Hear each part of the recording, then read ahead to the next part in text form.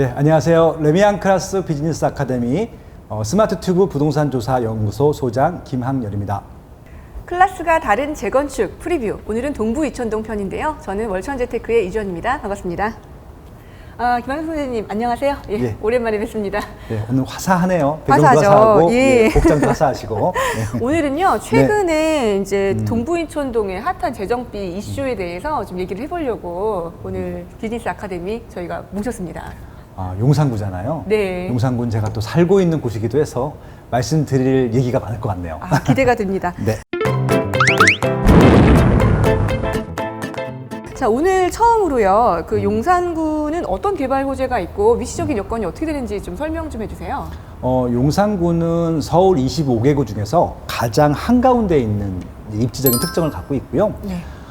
한강 이 북쪽에서는 가장 주목을 받고 있고 이슈가 많은 지역이라고 보시면 될 것 같아요. 미군 부대라는 그런 특수한 환경 때문에 개발을 하지 못했던 것들이 거의 한 100여 년 동안 지속이 되다 보니까 미군 부대가 평택으로 이전한 후에 용산개발공원 호재뿐만이 아니라 미군이 없기 때문에 개발이 가능한 환경으로 바뀌었거든요. 그러다 보니까 본격적인 개발이 본격화되었다라고 봐주시면 좋을 것 같고요. 지금 말씀하신 대로 미군 부지를 용산공원으로 하는 것들이 1차적인 아마 호재가 될 것 같고요.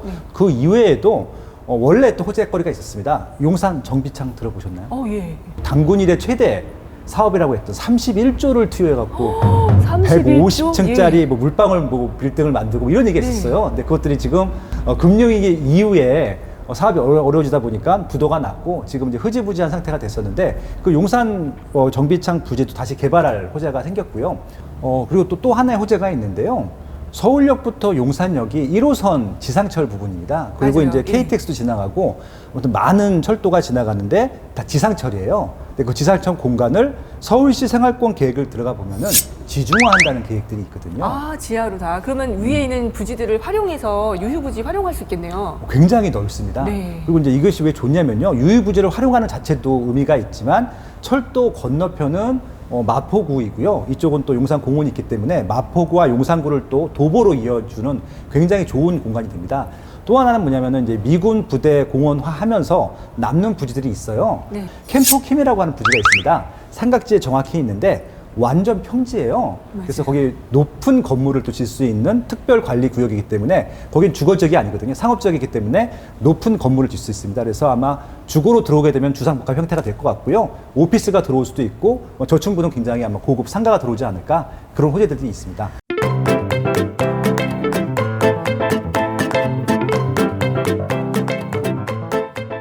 이제 정말 레알부촌이었던 동부 이촌동에 대한 입지와 이야기를 간단히 나눠봐야 될 것 같습니다.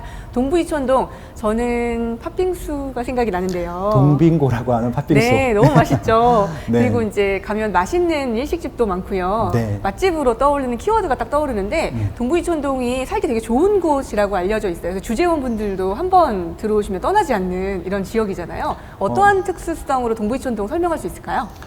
이제 용산구라고 하는 지역은 유명하지만 주거지로서 유명한 지역은 없어요. 딱 한 군데입니다. 동부 이촌동.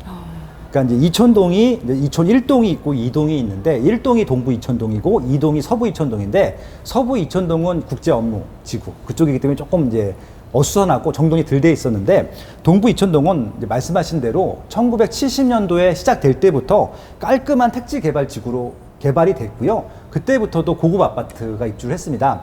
서울시에 아까 원조 고급 입지라고 말씀하셨는데 딱 세 군데가 있습니다. 강남구 압구정동, 그리고 여의도동, 그리고 용산구 동부 이촌동인데요. 여기는 왜 부촌이냐면요. 아파트가 주공아파트, 임대아파트가 하나도 없어요. 다들 브랜드 평수도 아파트예요. 다 25평 이상, 그러니까 18평, 14평 이런 것들이 그 개발 단지에는 끼어 있었는데 주공 아파트들은요. 동부 이촌동 보면은 작은 평수가 없어요. 특히 이제 이촌로라고 해서 동부 이촌동이 이제 북쪽과 남쪽으로 나눠져 있는데 남쪽은 바로 한강변에 접해져 있거든요. 이촌로와 한강변에 접해 있는 이제 그 남부 쪽 같은 경우는 다 대형이에요. 아예 중형도 없습니다. 그렇기 때문에 이제 그 블럭들이 지금 제일 먼저 생겼고 지금은 이제 재건축을 해서 뭐 첼리투스라고 하는 혹은 이제 한강 자이라고 하는 그런 이제 단지들이 들어와 있는데 지금도 이촌동에서도 가장 인기가 많은 주거지이기도 하고 지금 한강맨션이 꼭 재건축이 될 텐데 그런 부지들도 미래 가치가 높을 것이다. 다들 그렇게 기대를 하고 있죠. 70년도에 이렇게 20평대, 30평대, 그 이상 되는 그 평형들이 존재했다는 것은 정말 부촌임을 상징할 수 있는 이야기인 것 같습니다. 그러니까 이제 70년대 만든 아파트인데도요, 아직도 주차 공간이 부족하진 않아요. 너무 놀랍게도 지하 주차장도 없는데. 그렇기 때문에 그 당시에도 차가 있는 분들이 살던 아파트였다라고 봐주시면 될 것 같고요. 그래서 아마 이제 여기는 다시 한번 재건축을 하게 되면은 대한민국 부촌으로서 다시 한번 또 이렇게 지금 반포동이 굉장히 높아졌잖아요. 네. 반포동만큼이나 인기 있는 지역이 되지 않겠느냐, 그렇게 좀 예측을 할 수 있는 지역입니다.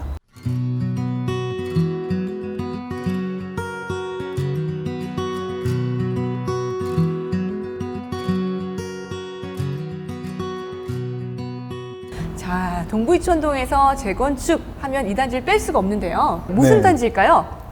예, 정답은 첼리투스입니다. 네. 첼리투스는 정말 1대1 재건축으로 굉장히 유명하고요. 일단 세 개 동이 이렇게 멋지게 올라와 있는데 전 세대가 한강을 조망할 수 있도록 네. 배치가 되어 있고, 그다음에 또 어느 세대라도 그런 조망권을 침해받지 않도록 아주 신경을 썼다고 얘기를 듣고 있고, 중간에 이제 스카이 브릿지가 있잖아요. 17층입니다. 17층이에요. 그 네. 브릿지도 보면 너무 멋있어요. 그럼 첼리투스에 대해서 잠시 설명을 드리겠습니다. 네. 렉슬 아파트를 재건축한 단지이고요. 입주년도 2015년 여름에 입주한 단지입니다. 7년 차가 된 단지이고요. 460세대가 있습니다. 50평형으로 존재를 하고요. 세개동 56층으로 구성되어 있습니다. 자, 분양 시기 이후의 매매가 추이 같이 보실 건데요. 17.8억 정도 했었던 지금 아파트 가격은요. 7년이 지난 지금 현재 33.9억, 지금 현재 시세인데요. 실거래가에 등장한 가격을 보면 21년 5월 26일 날 41억 7,498만 원에 42층이 거래가 된 것을 확인할 수 있습니다.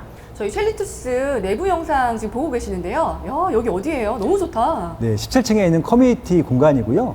주민 카페입니다. 예. 네. 한강이 한눈에 쫙 내려다 보이네요. 한강뿐만이 아니라 남산도 보여요.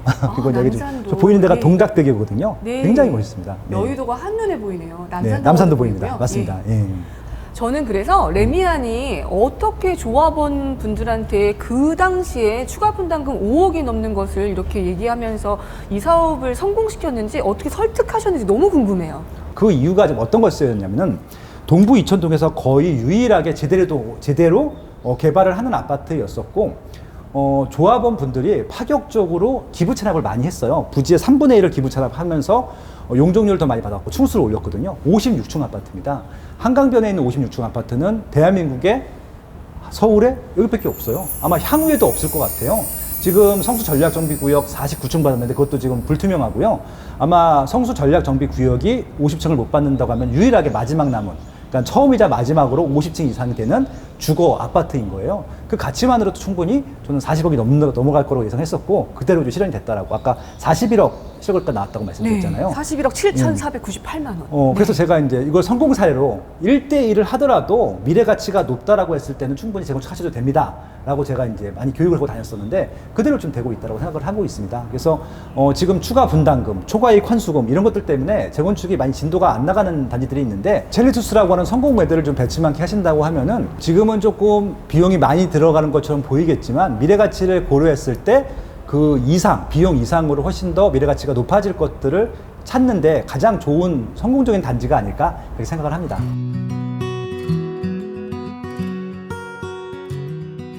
다소 늦은 감이 없지 않지만 이제 시동을 부릉부릉 걸고 있는 이 이촌동의 리모델링과 재건축 단지들 한번 점검해 보고 싶은데요.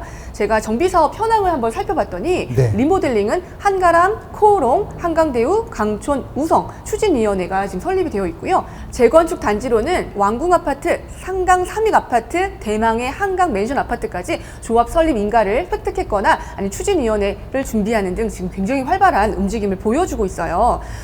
이렇게 지금 제공되고 있는 이촌동의 정비 사업이요, 어떻게 될까요?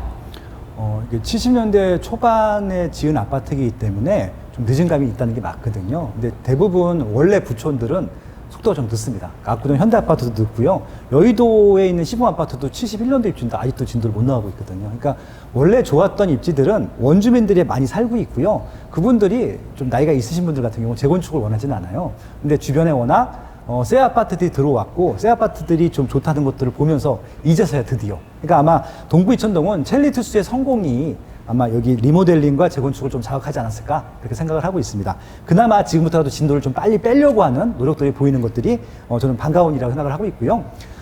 대장이 한강맨션이에요. 대한민국의 중심이 서울이고요. 서울의 중심이 용산구인데 용산구의 중심이 동부 이천동이고요. 동부 이천동의 가장 가운데가 한강맨션이에요. 그렇게 얘기하니까 귀에 쏙 들어오는데요. 예. 재건축 단지들이 그 평형이 조금 작았던 소형 평수들을 품고 있는 단지들은 이번에 많은 속도로 지금 재건축에 성공한 반면 중대형 단지로서 전통적인 부촌이었던 곳들은 이제 재건축의 시동을 부릉부릉 걸고 있는데요. 동부 이천동의 재건축이 된 모습 정말 기대됩니다. 원래 부촌이었던 곳이 재건축이 되면요. 원주민들의 정착률도 굉장히 높기 때문에 재건축 이후에도 그 동네의 분위기가 그대로 살아나는 것이 가장 큰 장점이기도 하거든요.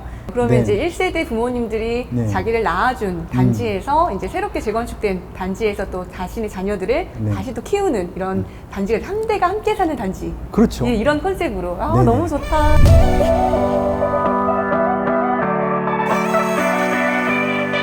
뒤로는 용산공원과 남산까지 멀리 보이고요. 그런 분들이